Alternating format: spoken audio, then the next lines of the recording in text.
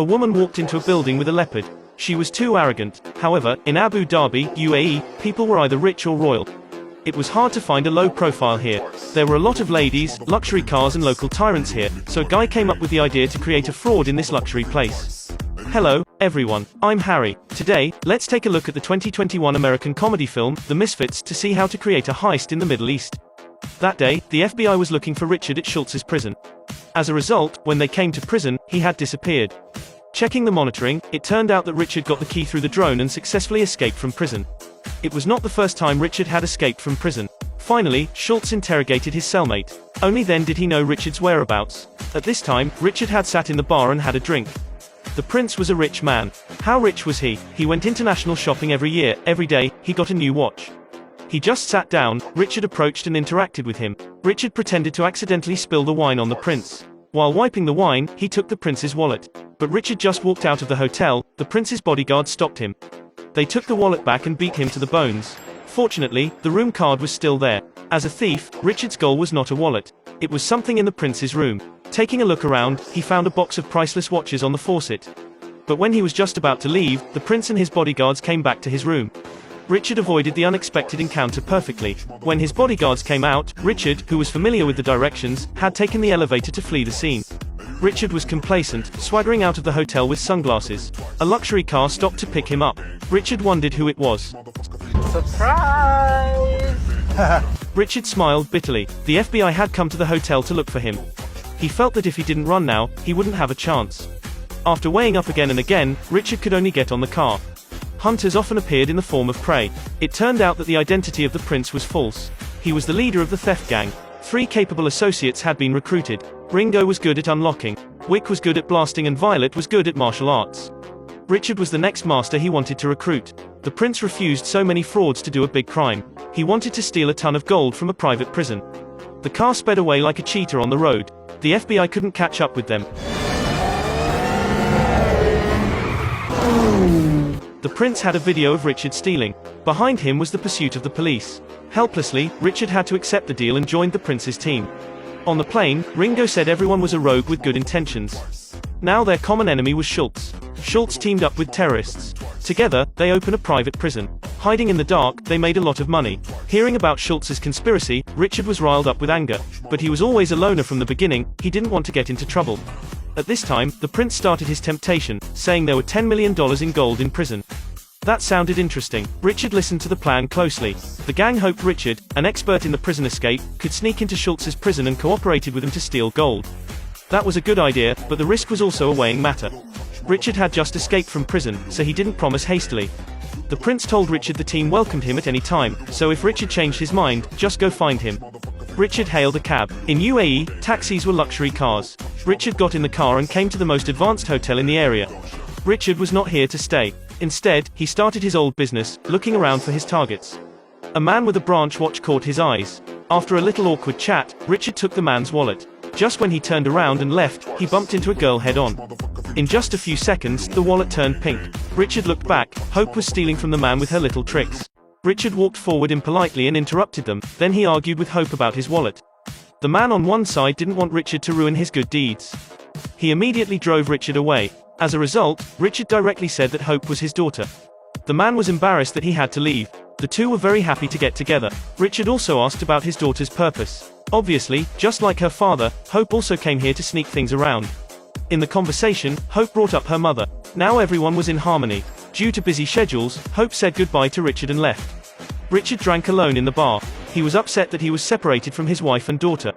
This time, when he saw a wallet on the table, he didn't steal it. He decided to stop his business.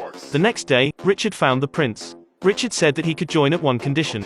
He would take half of the gold. But his companion told him the robbery was to stop terrorism and help the poor, so they couldn't take the gold for themselves. Wasn't it like doing a job with no salary? After that, Richard turned around and left. Then Hope appeared. It turned out that she was the big boss. She organized the operation because of the illegal business behind Schultz's private prison. She couldn't let him get away with it. She had to act for heaven. Facing his daughter's persuasion, finally, Richard promised to carry out the operation.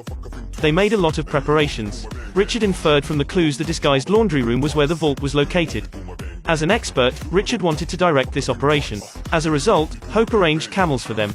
Though they were a little slow, they could avoid drawing attention. On the way, Richard's spring heart was rippling. He even flattered Violet with exaggerated words. Violet said that he was not a good man. I don't know where this old man got his confidence, such a witty mouth without bones. Hope seemed to have her mind somewhere else. Richard came forward and talked to her. It turned out that Hope was worried about her father's safety. She was also worried that he would leave without saying goodbye again. Richard didn't say anything, just letting his daughter have her moment with him. The next day, they arrived in the target city. Richard deployed. The prince was responsible for the transportation. Ringo was responsible for the list of outside contractors to the prison. They couldn't pry open the vault with an electric drill or airborne, so Hope needed new technology.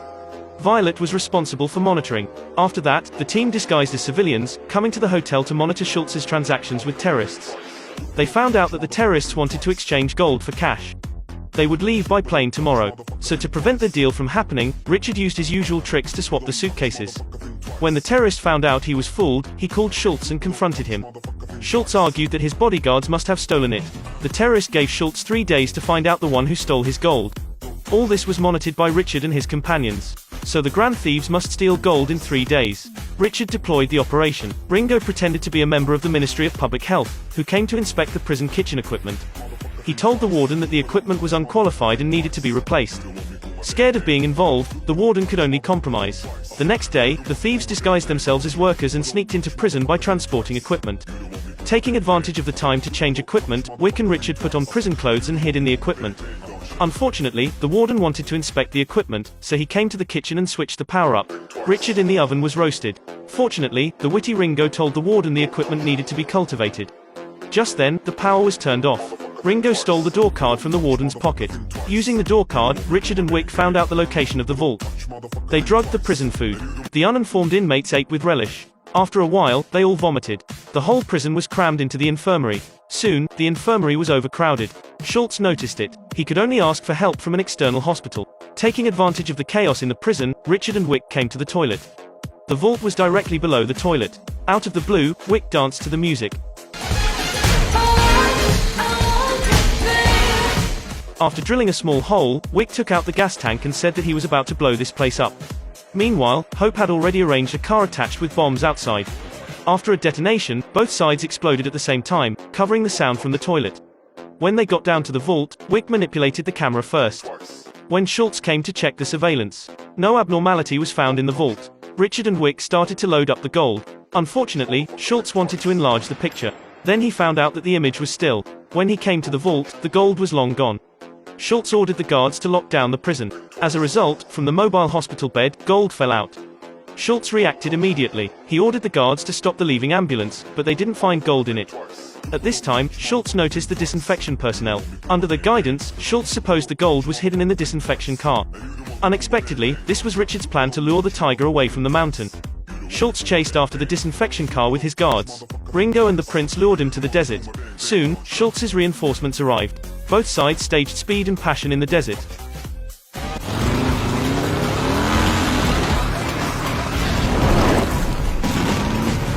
Due to excessive speed, Ringo's car was turned over. Don't panic, it's a piece of cake for the prince. He immediately adjusted and went on. He led Schultz and his crew to the trap. Ringo detonated a bomb to cut the enemy, but Schultz still caught up with them. Unfortunately, Schultz didn't see gold in the car. Where was the gold? It turned out that they smashed the sculptures in the prison and melted gold into liquid at a high temperature, then poured it into the mold.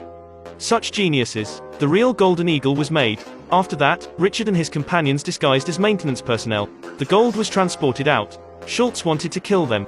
Just then, a group of extras from the prince pretended to be people from the army.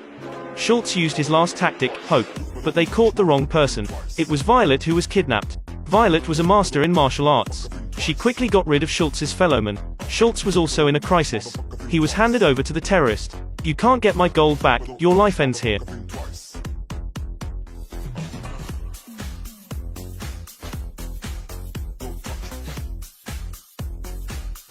However, after the plan was completed, Hope, who inspected the goods, found it fishy. Richard wasn't in the car with them. There was no gold in the sculpture. It seems that Richard had her fooled again. Just when Hope was disappointed in her father, Richard opened the door and presented the golden carving. This time he fulfilled his promise to his daughter. Finally, the gold was donated to the United Nations Children's Fund. Millions of children could be saved with this money. The grand thieves enjoyed a comfortable life by the sea. This was the end of the film. That's all for today. I'm Harry. I'll see you next time.